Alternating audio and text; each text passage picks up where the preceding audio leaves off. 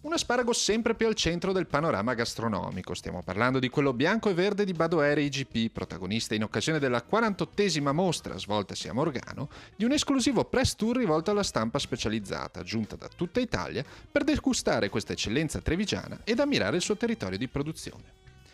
I giornalisti sono stati guidati attraverso alcuni luoghi simbolo, come la mostra di Badoère, la più antica tra le manifestazioni trevigiane legate all'asparago, il Parco del Sile, cuore ambientale e paesaggistico che custodisce i segreti della sua prelibatezza, fino alla ristorazione locale e alle aziende agricole associate al consorzio di tutela.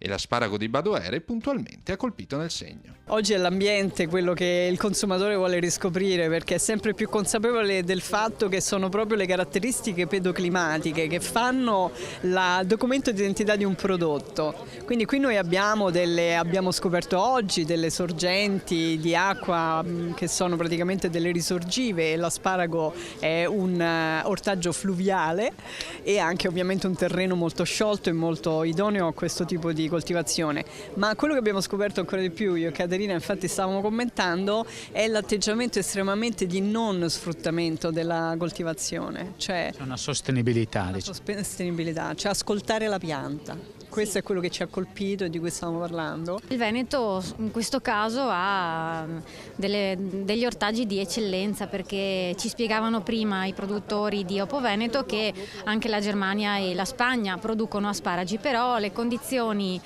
climatiche del Veneto sono particolari, per cui rendono il prodotto veramente speciale. A guidare la stampa in questo percorso il personale di Oppo Veneto, realtà cooperativa del mondo ortofrutticolo che commercializza presso la grande distribuzione prodotti tipici come l'asparago di Badoère e altre eccellenze del territorio come il radicchio rosso di Treviso.